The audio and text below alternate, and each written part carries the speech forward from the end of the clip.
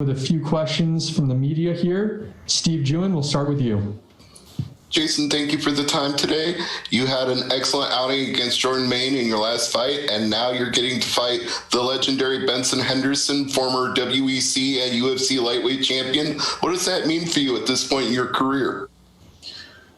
Just another fight. I'm ready to go. Train the same way, train harder, and just ready to go. Show everybody that, you know what I'm saying, doesn't matter who they put in front of me, it's going to be the same result, same fashion. I know you talked on your last media Q&A about how your spirituality and your sense of, heritage informs your fighting. So how do you bring that into a fight with Benson Henderson? What is that like for you? Definitely, come out with some good vibes, good reggae, and, get my rhythm going and, get him up out of there. All right. Best of luck on Thursday. Thank you so much. All right, Jay Anderson, your line is now live. Thanks very much, Jason. And just a couple of quick ones for me. First of all, we just found out about this fight relatively recently. How much time have you had to prepare for Benson?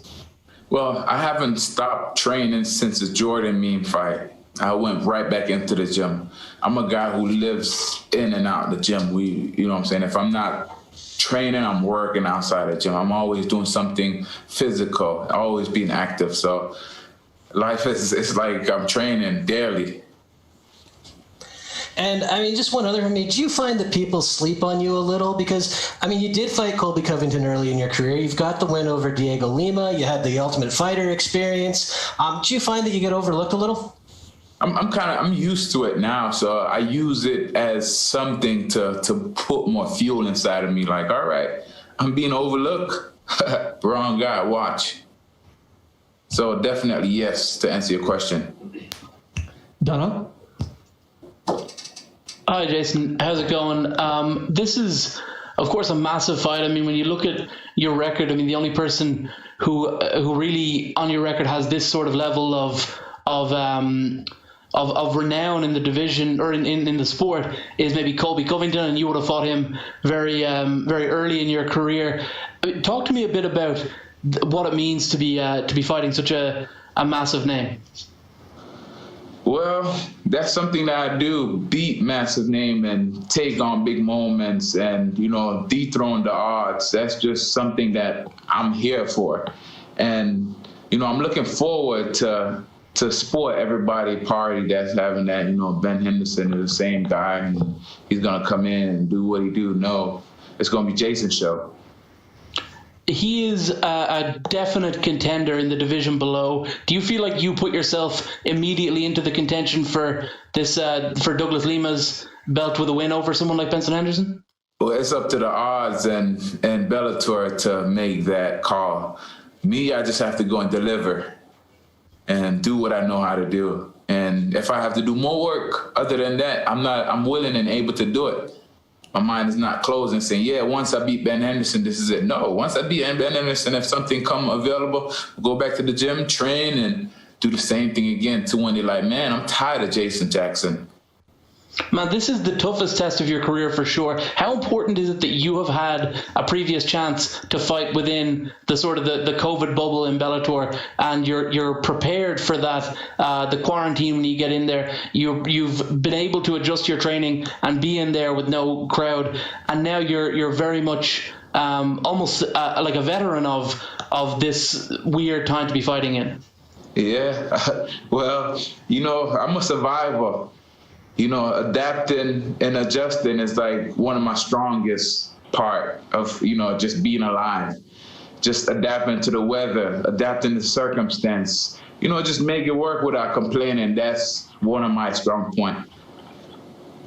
We have time for a couple more here. Matthew Allen, go ahead. Hi, Jason. Just want to ask about the training situation at Stanford MMA. You come from a really big gym with a lot of great training partners. Who are some of those training partners who have helped you get ready for Benson Henderson? We have a lot of different looks in the gym. I had the Marquise Jackson, so much other small fighters that's coming up that you guys haven't yet to see and that have been working with. And I did a lot of work with other guys. You know, we have a big team, so, you know, there's so much guys that to give different looks. That Ben Henderson is left-handed. He like to throw a lot of kicks and shoot a lot of singles. So, you know, we get somebody that could, you know, mimic that move. Yeah, 100%. And we always see big improvements from you between every performance. What do you think you have improved on the most since your last fight? Finishing, because I was just the guy that was just fighting for my paycheck. I wanted all of it. So that was one of the point I didn't felt like wasn't finishing the fights. But now I want to put everything together, put everything from Ed Rue fight to Kimi Moche and Jordan Mean. I want to put everything together with the intention of finishing. Gareth? I just got to play this for Julian just for 1 second. From London Calling. Yeah. Run the damn city, still a damn man city. Yard man with me, plus within the fat British. Burglar bar, chance the crew, we not have fishy. You know me? You not have fishy. You done wish it, you not cooking. Undisputed champion. Yeah.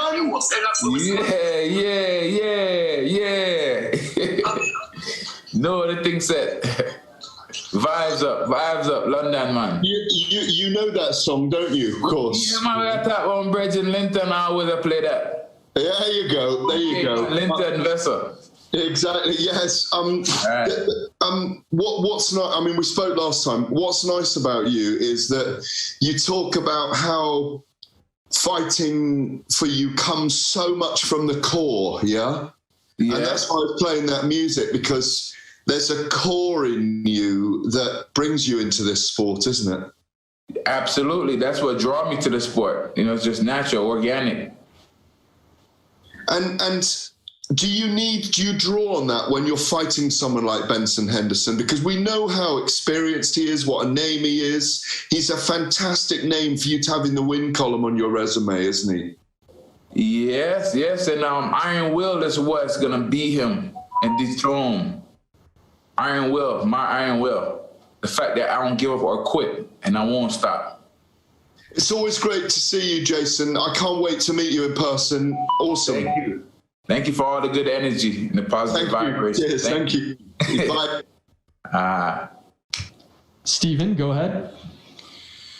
Hey, Jason, if you had to predict the way that the welterweight division is going to shake out in the near future, what do you think's next for Douglas Lima? Wow. Well, you have a lot of guys right now that sitting, waiting for title contention. You got Amazon, you got, what's the other guy named? Lorenz Larkin. You have so much other guys that's ahead right now. That the division just, what they would call it, jammed up, blocked up or whatnot, that just is waiting. So he have a lot of work to do. What did you think about his fight against Gegard? I didn't watch it. I'm sorry. I missed it. Gotcha. Well, I mean, where do you fit in that picture? A win over Benson Henderson is nothing to shake a stick at. Where do you think you're going to sit in the picture of the welterweight division if you beat Benson? Well, it's obviously all it's going to be way out on how I finish Ben Henderson, and if Bellator want to present me with the title shot, you know, I would be grateful. If not, then I still would be grateful, because I just beat Ben Henderson, and it would just shows that I belong in the top 5, top 10, wherever I belong. It's just, this is what they're gonna show, that, you know, this is my yard. Do you watch your competition often? When you say you didn't watch the Gegard fight, is that just an unusual thing, or do you just not watch a lot of MMA when you're training? I try to keep up with a lot of MMA, but sometimes when it comes on too late, I end up falling asleep. I might catch some of the shows in the beginning and whatnot, but I don't know why I didn't catch the Gengar, and why I read about it online and all that, but I guess I didn't plan on watching it. It wasn't something online. But if it comes down to fight in Douglas, then I had to put my undivided attention towards looking steadily. And then. What do you think of the matchup? Have you thought about it? Oh, Before, since the day that I beat his brother, and no disrespect to his brother, I love him, down to earth, but I felt like my victory over his brother was kind of like belittle, diminish a little, because they was like, his brother is tougher. So to me, I'm like, wow. Every time they mention one brother, I have to beat the other brother to be like, hey, it doesn't matter. Same way, So before I even got signed to the UFC, I don't know. In my intuition, I already was like, I want to go to Bellator just to fight Douglas Lima. I saw a lot of his video. I start watching his video and I start becoming a fan of him. Like, man, this guy's really nice, but I still feel like I have what it takes to beat him. That was a long time ago before I become LFA champion. Gotcha. Thank you, Jason. Thank you. All right, Jason, thanks for the time and good luck this week. Oh, thank you.